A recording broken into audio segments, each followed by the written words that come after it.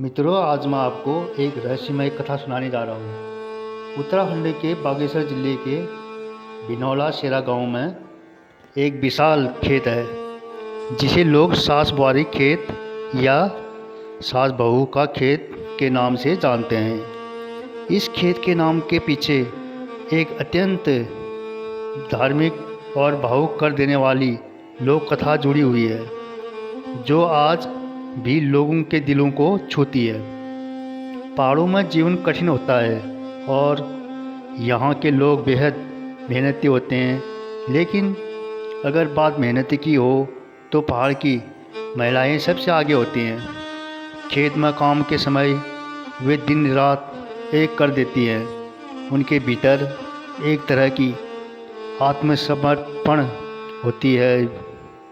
वे चाहती है कि उनका काम सबसे पहले और सबसे अच्छे से हो, ताकि कोई उन्हें आलसी न कहे।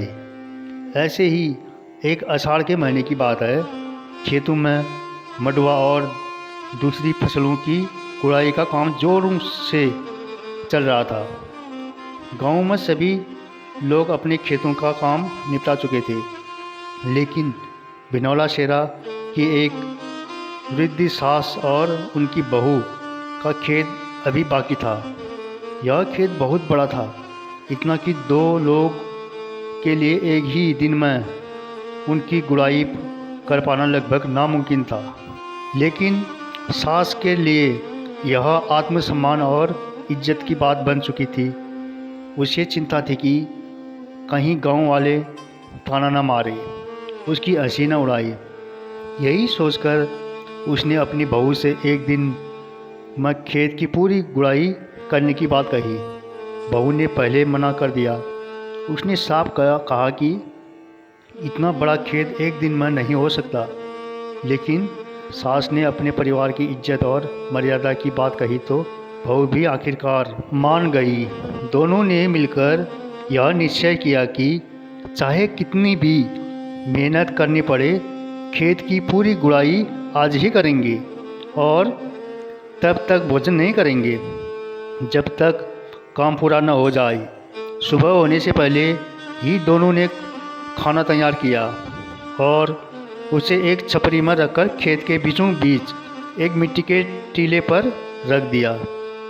आज भी वहाँ वह गोल टीला मौजूद है, जिसे सास बहू के कलेवों की छपरी कहा जाता है। इसके बाद दोनों खेत के दो अलग अलग सिरों से गुड़ाई करने में लग गई।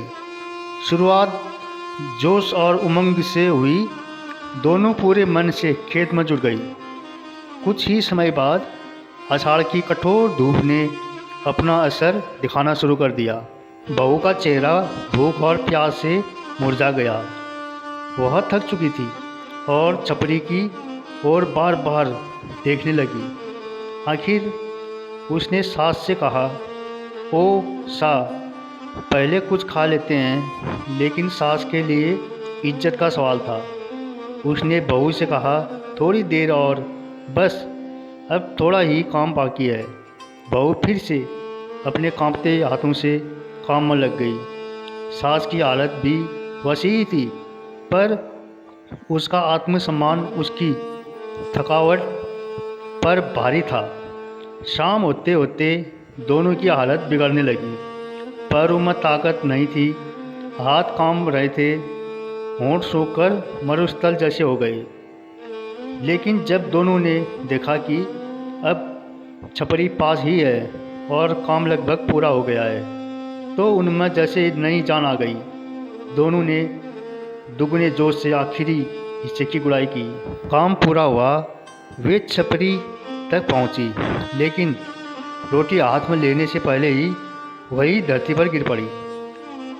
निठाल और प्राणहीन उन्होंने खेत जीत लिया, मगर अपने प्राणों की आहुति दे दी। आज भी वह खेत उनकी इस असाधारण मेहनत, आत्म बलिदान और आत्मसम्मान की गाथा कहता है। इसलिए उस खेत को सास बहू का खेत कहा जाता है, जहाँ मेहनत और सास बहू की अमर कहानी दबी हुई है।